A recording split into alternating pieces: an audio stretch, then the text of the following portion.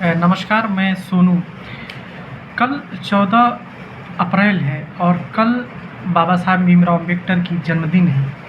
उस दिन बाबा साहब भीमराव अम्बेडकर जी इस धरती पर आए, भारत की धरती पर, और वो बाबा साहब भीमराव अम्बेडकर, वो पहचान, वो एक ऐसी शख्सियत, एक ऐसी व्यक्ति जिन्होंने डिस्क्रिमिनेशन को, जिन्होंने भेदभाव को ख़त्म किया, जिन्होंने इस देश के अंदर इक्वालिटी, इस देश के अंदर फ्रेटर्निटी, इस देश के अंदर जस्टिस, इस देश के अंदर भेदभाव को ख़त्म करने का काम किया।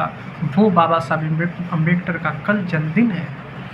लेकिन क्या आज का हिंदुस्तान बाबा साहब भीमराव अम्बेडकर की मूल्यों पे चल रहा है? क्या आज का हिंदुस्तान के लोग, हिंदुस्तान का हर बच्चा, हिंदुस्तान का हर इंसान क्या बाबा साहब भीमराव अम्बेडकर की आइडियोलॉजी को मानता है? क्या इस देश के अंदर सरकारें आई बनी गई 70 सालों में, 75 सालों में, क्या सरकार उनकी मूल्यों की, उनकी आदर्शों को पालन किया?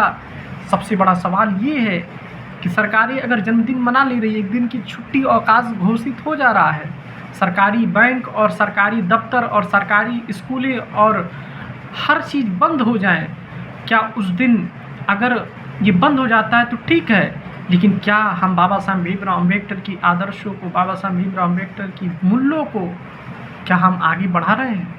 क्या उनकी मूल्यों को, उनकी आइडियोलॉजी को, क्या हम उनकी सोच को, क्या हम अपने दिलों और दिमाग में रख रहे हैं? सबसे बड़ा सवाल तो यही है।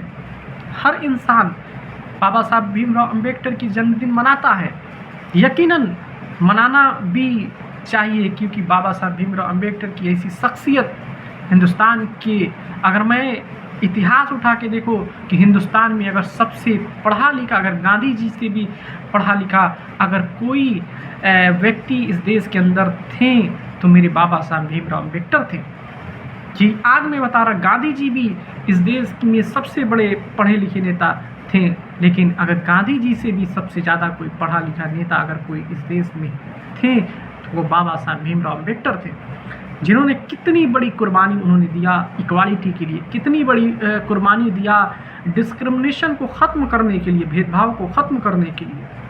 आज हर हिंदुस्तान का बच्चा संकल्प करे, हर हिंदुस्तान का नौजवान संकल्प करे कि हम बाबा साहब भीमराव अम्बेडकर की आदर्शों को, बाबा साहब भीमराव अम्बेडकर की मूल्यों को, बाबा साहब भीमराव अम्बेडकर की आइडियोलॉजी को अपने दिमागों में, अपने जहनों में रखें और उनकी आइडियोलॉजी को कैसे हम आगे बढ़ाएं, उनकी आइडियोलॉजी को हम कैसे आगे बढ़ाएं, इक्वालिटी को कैसे हम अपने समाज के अंदर कायम करें, जस्टिस को कैसे अब समाज के अंदर में कायम करें, फ्रेटर्निटी को कैसे समाज के अंदर कायम करें और डिस्क्रिमिनेशन को कैसे दूर करें।